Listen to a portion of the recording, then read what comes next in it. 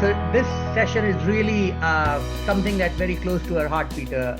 And Navya is one of our interns. She's also doing a project at Collegy and Branta and College and beyond. We like to believe that project is really the basic unit of thinking. Everything we do is always with a project in mind. Everything is broken down. Everything is deconstructed into smaller chunks and modules, and that unit always is a project. And we are thrilled to have you today and have you again, actually. And you were our keynote. It was lovely to hear. So today we'll talk about projects. How do projects happen? What does it teach us? How can we inculcate the culture of project in our learning system, in our education system? But before that, I want to invite you to introduce yourself, and then we'll move on to Navya with her introduction. Ladies first. Navya, okay. go ahead. So I'm Navya and I'm 14. And yeah, well, recently I did a project about the impacts of global warming on human physiology, and I had a blast. So that's kind of why I'm here. And I'm really passionate about the environment. I recently became really passionate, more later. And yeah, pretty much all I have to say. Hey, very good. Yeah, Peter. And I'm Peter, and so I've been kind of like an entrepreneur pretty much for like all my life, and been involved with many different projects. Okay, maybe the most kind of like well-known is Angry Birds. So I was the Mighty Eagle at Rovio, the company behind Angry Birds, for many years, and then I've also been involved with starting Slush, which is the biggest startup event on the planet, and then big focus on education. So involved with a lot of companies that are, everything from early years education to then like higher education. So a lot of focus on that. And then, I'm from Finland. So we have, we're very fortunate that we have one of the very best like educational systems here in Finland. And it's all about this kind of like project-based, phenomenon-based learning. So that's something that I think is kind of like very important. And maybe one thing also that I don't have any kind of like formal background in like education. I don't like have any training as a pedagogue or anything like that. But I think that one way to understand things, and also if I look at like education in Finland, so for me it has been very eye-opening to look at then, like education in Finland. I mean, obviously gone through that myself. Now 2 kids that are like in school here in Finland, and then I compare to, like what education looks like in many other places. I mean, if I look at, like Asia, I look at China, Korea, India, Japan, and it's very, very different. Or Singapore, which I think has, if you ask me, one of the worst educational systems on the planet. But anyway, that's, but it's again, like typically about long school days, massive amounts of homework, and, like pretty good results because of that. But then I look at, the school here that my kids go to school 9 or 10 in the morning, get home early afternoon, and then they go out and play, whatever. And then they do like, I don't know, 15 minutes of homework and they're like done.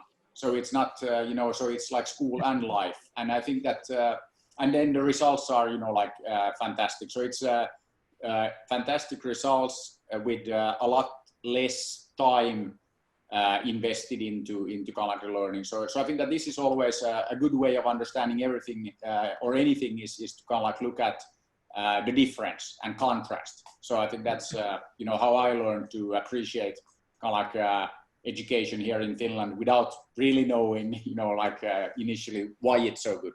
But yeah. Okay, great. And we want to learn more about how Angry Birds started off as a student project, isn't it? Yeah. So basically, Angry Birds actually started or came out of, or I should say, the company behind. So Rovio actually got started as a result of a game making competition that I organized in 2003, so a long time ago. And then Niklas, Kim, and Jarno, they were students at Aalto University here in Helsinki, in Finland. And the game making competition was all about making the best possible mobile multiplayer game. And the mobile, okay, being in Finland, you know, home of Nokia and all of that. And then I was working at HP, and HP was interested in selling kind of like then servers to power all of these multiplayer games. But anyways, we organized this game making competition, and 2003, years before iPhone, years before Android, so that was when Nokia had shipped their first like smartphones.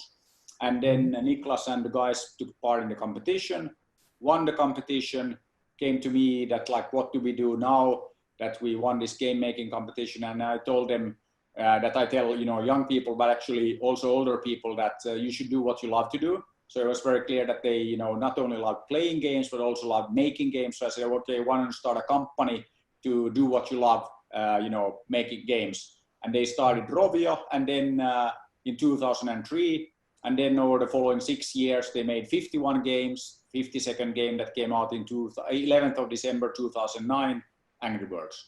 So it basically took a while and took a few attempts and all of that, but the important thing is that it started as a student project. So that's kind of like, I think, maybe the most important part of this. Right, and we were very curious to learn more about who were the initial bunch of students who were together, how close were they. But before I go to you, I want to go to Navya and hear about her project and also some of the learning that happened as part of her project. So Navya, tell us. So my project was about the impacts of global warming on human physiology, because I recently became interested in global warming when the Amazon fires jeopardized the rainforest, which according to me is the best place on earth, even though I've never been there, but like it's my dream destination. So yeah, I started off like that. And see, the main aim of my project was to show people the million and one ways global warming affects them on a daily basis. Because in my experience, people don't really care about something unless it directly affects them or their loved ones. So I just wanted to show them that, okay, yes, you are being targeted by global warming, right? Okay, right now, right this very second, and unless we do something about it, we might not have a future. So that was the main aim. And I actually learned a lot from my project.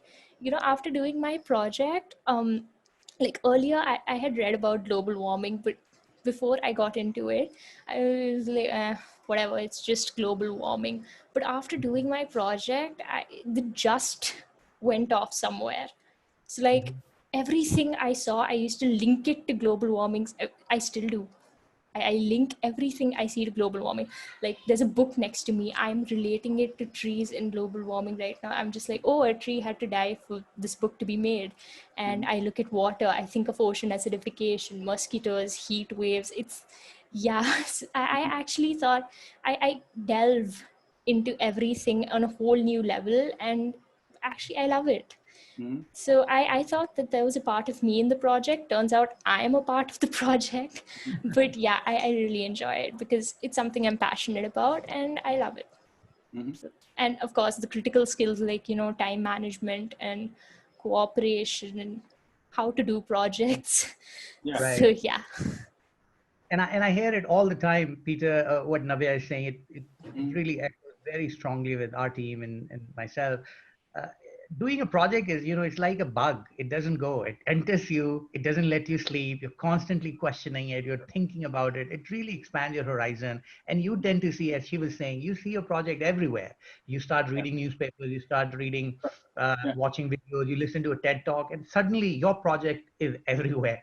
Did that happen to you when you were working initially as a group of students? Yeah, but I think that's kind of like how I always work, and I would say that that's also kind of like how the world works. So I think that this is again, kind of like what I was getting at. Like also when I look at like education here and education in lots of other places, that I mean that's why we need education. It's again like you need to kind of like learn about the world, and you need to learn like life skills. So this is again if you look at, and the problem I have with a lot of the educational systems, many places, that it's just about kind of like learning for tests, and and it's not put into context, or like, why do you need to learn a particular like thing, that it's, what does it have to do with anything? So it's again like relating to real world, relating to projects, and I think that is kind of like, from my perspective, the only way to do it. And this is again something that I kind of like take for granted, and I think that's also kind of like the whole thing, that if I look at education here in Finland, I think that the best part of the educational system is that it doesn't kill initiative, it doesn't kill creativity. I think that these are like very important like things, and then it's yeah, I think that in the end, I mean, we need to learn life skills, as I would call them. So like, how do you work with others, and all this. I mean, these are the kind of things that you need no matter what you end up doing. And I think that these are kind of like the things that again, there's yeah, kind of like no substitute for that. I mean, who cares if you learned everything like a particular like subject, book, whatever. I mean, that's if you can't put it into use, and you don't understand how it relates to the world, then like it's pretty much like useless. And I think maybe to add on that also we're living in a world where like change today, let's say we will never see change as slow as it is today, because it's accelerating all the time. So we can take for granted that change will be even faster, like in the future. And then that means that we don't know kind of like what we will end up doing. We don't know what the jobs of the future will be like. So then we need to prepare our young people for that. And then that means that everybody needs to be a bit of an entrepreneur. Everybody needs to be a creative problem solver, and you can't learn that by like, okay, part of it, but like just reading a book. The screen is frozen. I can't hear him. Navya, can you hear him? Yeah, yes, sir, I can. Good. Yeah. Okay. But anyway, so I think that it's learning by doing. I mean, then you can talk about project-based or phenomenon-based, but I think that's what we get to in the end, is that you learn a lot more from doing, doing a project, doing things, than from anything else. So big believer in kind of like learning by doing. So you're frozen. Yeah. So I think it's only the two of us here then, or yeah. Oh, okay, we're back. Sorry about that. I think my internet died for a minute. No worries. We're doing fine. Yeah. Okay. I think what you were saying, I lost you, but I think what you were referring to, the fact that, the education system broadly, I know Finland is so far ahead from many of the education systems in the world. But, the system in the most of the education system across the world is so linear. It's subject based, it's grade based. So you do grade 1, grade 2, grade 3, you go to bachelor's and master's. But projects don't work like that. Projects are not linear. They're completely non-linear, and project also forces you, it actually demands you to have self-belief. It demands you to be a good marketing person. It needs you to, it requires you to to have multi-cultural capacities. It is just not possible for you to do a project with just a linear mindset. Why is it so hard for educational systems, Peter, to involve project-based learning in their system, when we know that projects succeed? In fact, projects succeed in extreme ways a lot of times, and it is very common to see a group of students going to the same college, coming from the same socioeconomic background, growing up in the same city, and graduating with completely different outcomes. people not getting jobs, others are. And those who do get, they get it because of some other external factors. So I think data and research is telling us repeatedly that this linear way of education doesn't work. And yet most of the education system is so linear. Why is it? Yeah. I think that it takes time to kind of like change these things, but then I think that it's also it's not kind of like easy to change systems, and the educational system is one of the most like complex, like things to kind of like change. So I think that and then always it's very difficult for government. So I mean, most of education is public, and then it takes a long time. Most governments are around for like 4 years, and they're like okay, they might win an additional 4, but still like this requires long-term like thinking. And I think that is a big challenge for like any government. And then the other thing is that there is no like simple, like solution that, okay, you do this thing and then you have a fantastic education system. It's a combination of many things. And always when you have that, then it's not so easy to kind of like, even if you kind of like have a bit of a clue what you want to achieve, then it's not so easy to kind of like get there. And I think that that's also why I'm a big believer in kind of like doing then, like this kind of like benchmarking between different educational systems, because you can't just like take one and drop it in and okay, now it's great, but you have to kind of like, but I think you can learn from others. And that's something that I think that always good to compare notes and look at like, and then, like something that works in Finland might not work in India, something that works in India might not work in Finland. So you always have to kind of like also then, take into account like local conditions and all that. But yeah, you also kind of like have to decide, it's a little bit like that your educational system defines what kind of society you will end up with. So it's kind of like pretty fundamental question then, that do you want to have, this kind of equal opportunity for everybody or not? And I mean, most people would say, yeah, of course we want to have equal opportunity for like everybody and all that, but actually reality is like a bit different. So there might be like other interests that you don't want to have. Maybe some people have interest in maintaining various hierarchies and structures. So then, and I think that this is why, like again, coming from Finland, looking at like this kind of like Nordic model. So we believe in providing, like fantastic education, not just for a few, but for everybody. And then as a result, you get very high social mobility. So you can be born, anywhere, and you can be born poor or, like any conditions, and you can still end up doing anything.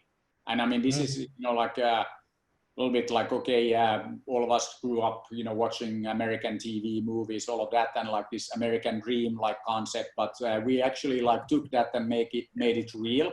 So, like why stop at having it as a dream? But I mean, like it makes sense to have this kind of high social mobility and giving everybody the opportunity. And I think that this is just like makes sense. But this is, like, so you start with education, but it's like a big thing. And I think that, and that's why it's not so easy to, just say, okay, let's fix the educational system. It will take 20 years to kind of like do that anywhere, because, that's again, the time it takes for us to kind of like go through the system. Yeah, I agree. I mean, it's a big machinery. It's hard to change, but we are almost, we are 20 years into the 21st century. We should have done something about it. Yeah. I want to come back to you, Navya. Borrowing from what Peter is saying, that education system, there's certain thing that we know doesn't work, but it's still there. There's a lot of bureaucracy, there's a lot of regulation. It's just hard to change. Could you recall some of the things that you found found refreshing and new when you started doing a project that you did not find in your formal educational structure? So in my project, I made sure to basically research and stuff. But yeah, everyone does that. So I conducted interviews and I did my own, small little experiments. And Mm-hmm. those actually gave me a much better insight into what I was actually doing, because it's a Mm-hmm. practical experience. You learn more, it's more fun, it's interesting. When your brain's actually interested, you absorb everything. So now and yeah, actually because of that, I think I'm starting to like science also now. So it just shows how one thing leads to another. Mm-hmm. uh, yeah, I'm champion of projects now, so of project based learning actually. So yeah. And actually could in my personal, what I actually think is that Mm-hmm. like, could I state my Yeah, yeah. views on the question that you asked? So I think Sir Yes, go covered ahead. pretty much everything, but I Mm-hmm. actually think that everyone in this world is so unique that they had to find common ground for people to judge them and Mm-hmm. to basically enroll them into colleges and stuff. So maybe because of that, because you may have a completely different set of qualities than I do, and you may excel at something at which I suck. So your project may be very different than mine. So maybe like Mm-hmm. to find common ground, they created that sort of educational system, and instead of getting direct project based learning, teachers and most education system, they did the next best thing, which is get small which get inculcated small projects and Mm-hmm. assignments in Right. the education system. So we're not exactly there yet, but Mm-hmm. I believe that we may be getting there. That's an optimist point perspective. Okay, that's lovely. Yeah, I totally agree. We are different, and yet our education system does not treat us differently. We all go to the same class. We are all 40, 30 students in the same class, being taught by pretty much the same teachers all year round. We are all studying the same subject for the same amount of time. We are all studying maths and English and physics and chemistry, but real life doesn't happen. Peter, I want to go back to you. For big successes to happen, one of the factors is compounding. There's always this compounding effect to something to become very big. And we see that is completely missing in our education system. It's just very linear. It's just slow. Yeah. It doesn't give in this garb of giving opportunity to everyone at the same time on the same day. We lose out a lot. So I want you to go back and talk a little bit about what was going on when you were conceiving with your team back in the day, when Angry Birds started as a project, and your other initiatives, Slush and many others. How did you conceive that idea? What was the environment like? Yeah, but actually, I think that maybe kind of like looking at more um, in general, because I think Mm-hmm. that it's um, I think that there are like a few things that are kind of like very important in any of this kind of let's say creation and making new things and all of that. So I think one thing that is very important, that and I think that what is kind of like problem with if I like also look at like bit like educational system and like the school and all that it's a big problem that we have is that our educational system is very good at kind of like killing creativity, killing initiative, and like it's just like school is the way we built it is it doesn't support the skills that you need, but I think that then if you look at any of these kind of creative processes and all of that you have to have the courage to go and try things and do things differently. I think this is something that is very important, and we should encourage young people to do projects, do things, and you should like the point that I made that I told Niklas and the guys that hey, you should do what you love to do. I mean, we all know that that has a huge impact on everything, because I mean, if you hate what you do, do you expect the results to be like great? Probably not. And we all know that there are companies, that we can tell that the people working there like have a passion for what they do. They love what they do, and you can like see it in the products, in the services, in everything. So I think that this is like something that is important. And then also kind of like it's about doing these things and learning to do these things together. So there are very few things where like one person can like make everything. And I think, take the example of Angry Birds. It's not like, that, okay, one person made it happen. It was actually like a team of 12 people like originally, and then, okay, it grew to like 850 and whatnot. But I mean, it's again,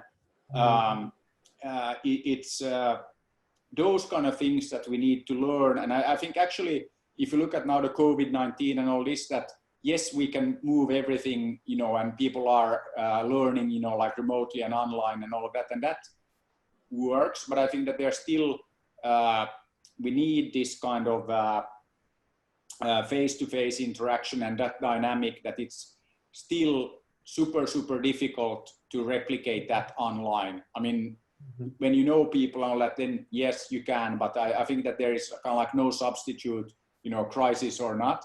So there it's still like a lot of that kind of like on campus and on-site experience that we really need that. And I think that maybe there, like it's about the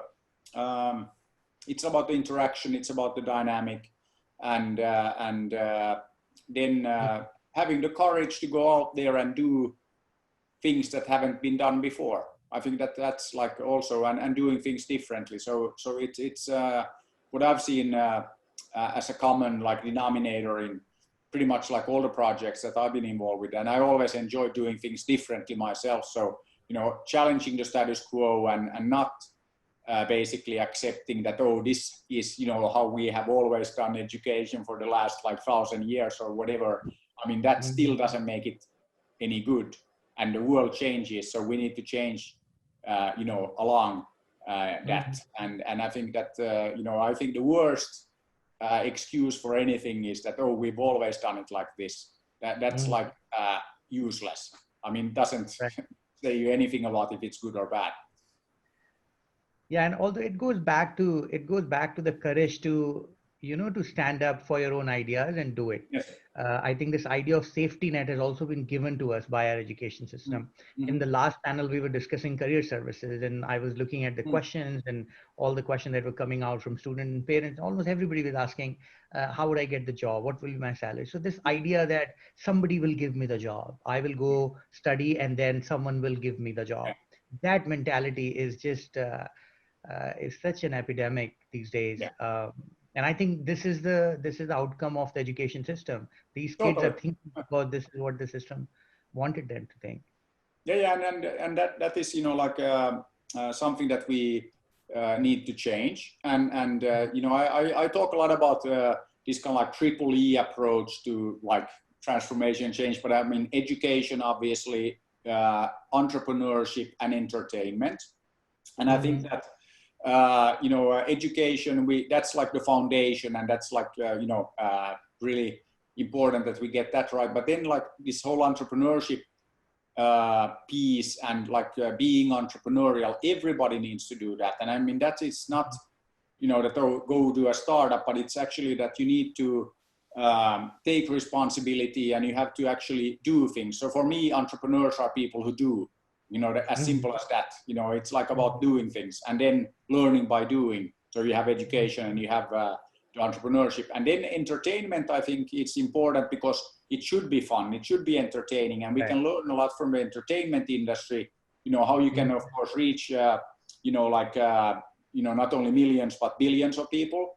But then another thing that we can learn from the entertainment industry, and especially like from games, is that how do you create experiences that are so engaging, so compelling that people will come back, many times a day. And we also need to kind of like then do exactly as the entertainment industry, that understand like that we are competing for the attention, we are competing for the time of the people.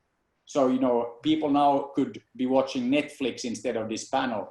And, you know, like, and then that is, you know, the world we live in. So then our educational and our learning experiences should be as good as the best games, the best movies, because that's, you know, like the attention span now is super short. And if you don't feel like it's useful, then, you know, gone. And I think that this is one thing that I always talk about, that bringing the best pedagogues and the best game designers together, and then we will have like magical like learning experiences happen. So there's again that kind of stuff we need to bring to the table and not be afraid of trying new things. Right. But going back to what you earlier said, do what you love, and that is a journey. You don't find what you love overnight. Navya, how did you find out that the idea of the project that you had? I know that you love it and you're in it. It has entered you like a bug. But how did you initially found out that this is something that you would love? The project idea, I don't really know. It just came to me one day. I was randomly sitting and I think I was staring out of the window at some trees or something. And I'm like, wait, well, what impacts does global warming have on health? And that's pretty much how I got it. But yeah, for global warming, as I said earlier, I love the Amazon rainforest, and it's always been my dream destination. And when I grow up, I really want to go there and, you know, have the adventure of a lifetime or something like that. It's just what I've read and stuff. It had a really big impact on me, and this has been there for like years now. Ever since I can remember, I've always loved that place. And last year, the fires jeopardized it. That's what got me into global warming that time. For a transitory period, I was furious at, you know, the government and the farmers and everyone in Brazil. Then I'm like, hang on, wait a second, they're not the ones at fault. You are. Your AC that you leave on, the non-energy conservation you do, the nothing. Yeah, so basically I didn't use I wasn't exactly a role model for climate activism that time. So yeah, so I did a little introspection, and now, you know, every time my parents try to switch on the AC or they ask me to, you know, I have this, do you really need it argument for like 5 to 10 minutes, and you know, it's made it a very arduous process for them. So now they think twice before, you know, asking me to switch it on. So unconventional but effective. Yeah. Yeah, this again, Peter, what she's telling, what Navya is talking about, it's so typical when you pick up a project. You know, you become more argumentative, you read a lot about it, you discuss about it. It changes your personality in so many ways. Can you recall some of these experiences when you were doing project back in the day, and also now all the stuff that you're doing now? Does it happen to you that you get into argument, that you defend your ideas, not knowing that people are noticing you and saying, "My God, this guy is so argumentative. Oh, he's like so, uh, he's so filled with this thing that he's working on." But I think that it's a little bit like there's no like try, you know, so yeah, either you do or you don't. So I think that it is again like for me it's very much like that you know, why do something like half-hearted? I mean, like you have to be like all in if you do something. I mean, otherwise, like, you know, it's like how important can it be? So I think that that's and again you have to find, you know, like kind of like your passion and like what you're into, and then you kind of like and how can you know before you try? So, you know, like this is also one thing that it's very important, especially when you're young, like to try many things and see, you know, like what you enjoy, what you don't. I mean, how can you know otherwise? So I think that this is something that is very, very important, that you find, you know, like your path, your passion, and nobody else can like do that on your behalf. I think this is something that is very, very important. And I think that that's, you know, like for everything I do. I mean, I always tell people that I stopped working, you know, like years ago, because, you know, if it feels like work, you're probably like not doing the right thing. So I think that that's also like a little bit, you know, how I look at things. And I don't think that this is a question about like age. I think that it's more like a general like attitude, like how you do things. That I think that for me, I don't really see how I could do something that I'm not like passionate about. I think that it's like it's very difficult for me, like say like why would I do something that I don't believe in, I don't like feel passionate about. I think that that's kind of like a waste of time, you know, and not everybody is interested in the same thing. So then you should find, you know, what you're interested in, what you are passionate about, and then you can like go out there and do that. It's I mean, okay, it could be like oversimplification or something like that, but I think that that's kind of like the way it is. Navi, I want to talk to you. We have last couple of minutes left. I want to very quickly, I want you to respond to this. What is next? What are you going to do with your project next? Oh, okay. So I've written a few blog articles which are yet to be published, and I'm still running them through, you know, my team of interns. And yeah, I've gotten some feedback, which is great. And yeah, well, once my school reopens and once the lockdown rules are eased up over here, I plan to become the local climate ambassador, you know, get them to start planting trees, you know, espouse the cause for saving energy and stuff like that.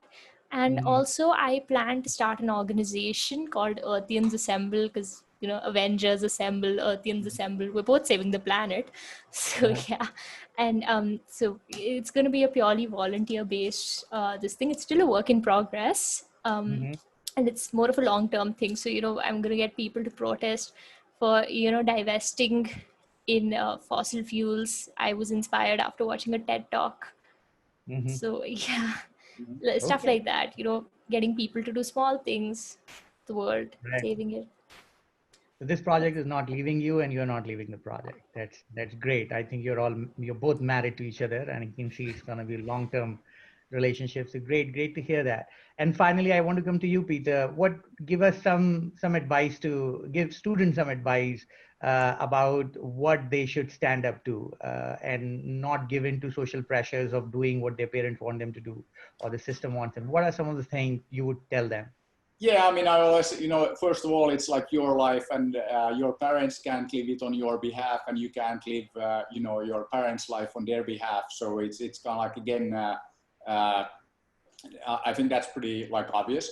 And yes, there's pressure from parents and like the system and society and all of that. But I think that it's again comes back to this, you know, do what you love to do. I think that's like a super simple like rule, and it works. So then, and if you then end up, you know, in doing like some job that you don't enjoy, don't do it. Do something else.